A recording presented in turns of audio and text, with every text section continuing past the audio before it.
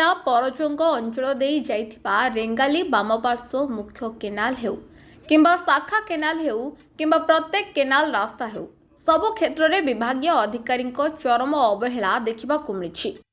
एपरि एक दृष्टांत उदाहरण देखा मिली उक्त ब्लॉकर मुंडेइलो पंचायत नाउपाल ग्रामर चाषी प्रजांक महल परजंग अंचल दे जाइथिबा रेंगाली बामपार्श्व मुख्य केनाल रो बालेसाही निकटरू एक शाखा केनाल बाहरी नाउपाल ग्राम निकट रे जाइछि।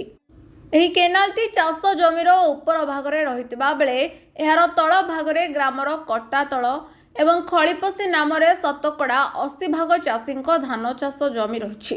तळ भागरे रहितबा प्रत्येक चाष जमी को एही केनाल रु किपरि पानी सुविधा रे माडिबो सेथिपई आजको 20 वर्षरु ऊर्ध्व हेबो एक शाखा केनाल करा जाइछि। अंचल रे लघुचाप जनित वर्षा हेउतले मध्य कोनोसी चाष जमी रे पानी नथिबारु धान फसल बेउषण बाधाप्राप्त होइछि।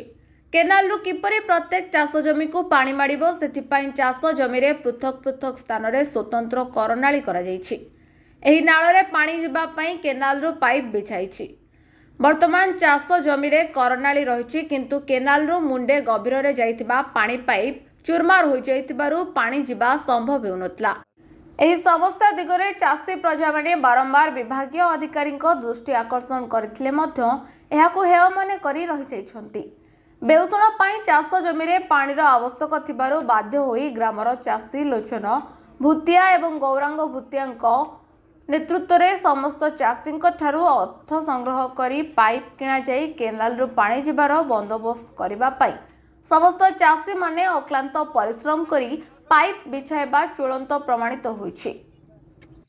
लखण भूतिया नाउपाल मौजार आम चाषी आमर रेंगाली बाम केनाल आम नाउपाल मौजा दे जीवा फल आमर नाउपाल कटाबंध हुड़ा पाखे जो आउटलेट पड़ा ता अकामी हो जाइए।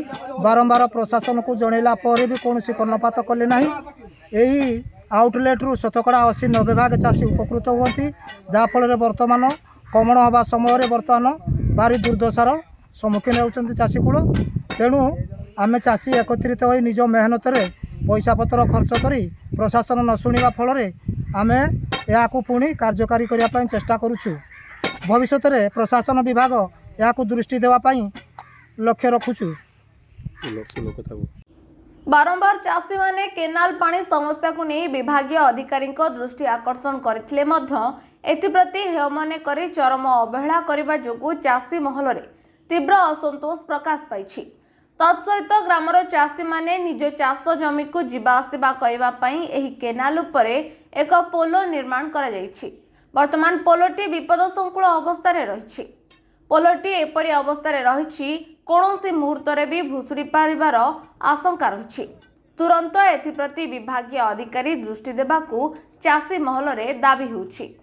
ढेंकानाल जिला परजंग ब्लॉक रु Nirmal Gadanayak report now Odisha news.